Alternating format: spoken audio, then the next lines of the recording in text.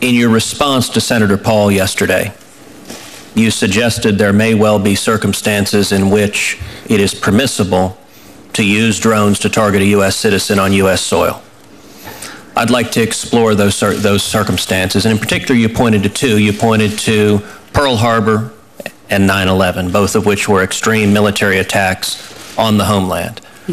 I want to ask a more specific question. If an individual is sitting quietly at a cafe in the United States, in your legal judgment, does the Constitution allow a U.S. citizen on U.S. soil to be killed by a drone? For sitting in a cafe and having a cup of coffee? If that individual is not posing an imminent and immediate threat of death or bodily harm, does the Constitution allow a drone to kill that individual? On the basis of what you said, I don't think you can arrest that person. The person is suspected to be a terrorist. You have abundant evidence he's a terrorist. He's involved in terrorist plots. But at the moment, he's not pointing a bazooka at the Pentagon. He is sitting in a cafe.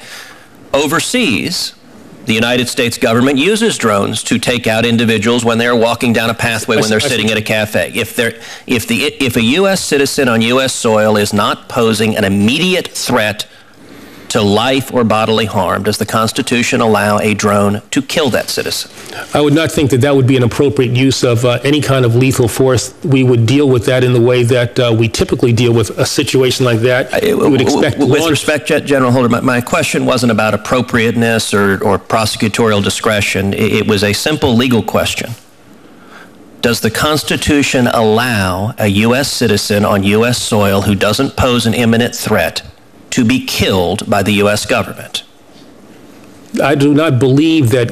Again, you have to look at all of the facts, but on the facts that you have given me, and this is a hypothetical, I would not think that in that situation the use of a drone or lethal force would be appropriate, because the possibility... General Holder, I have to tell you, I find it remarkable that in that hypothetical, which is deliberately very simple, you are unable to give a simple one-word, one-syllable answer, no.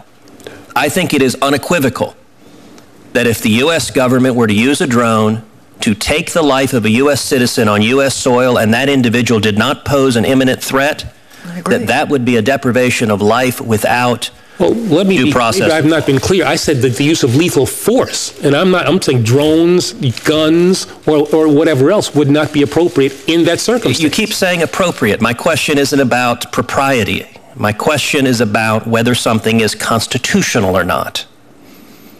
As Attorney General, you are the chief legal officer of the United States.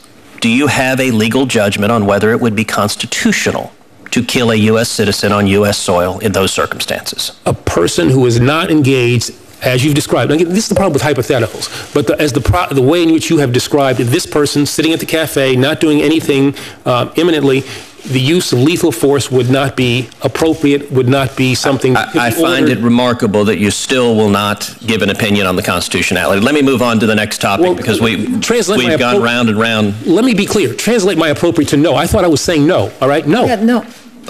Well, then I am glad. After much gymnastics, I am very glad to hear that it is the opinion of the Department of Justice that it would be unconstitutional to kill a U.S. citizen on U.S. soil if that individual did not pose an imminent threat. That statement has not been easily forthcoming. I wish you had given that statement in response to Senator Paul's letter asking you it. And I will point out that this week I will be introducing legislation in the Senate to make clear that the U.S. government cannot kill a U.S. citizen on U.S. soil absent an imminent threat. And I hope, based on that representation, that the department will support that legislation. Well, that's totally consistent with the letter that I sent to Senator Paul. I talked about 9/11 and Pearl Harbor. Those are the instances where I said it might possibly be considered, but that other than that, we would use our normal law enforcement authorities in order to resolve situations along those lines, and then use the normal things that you do when you try to decide if cops can shoot somebody.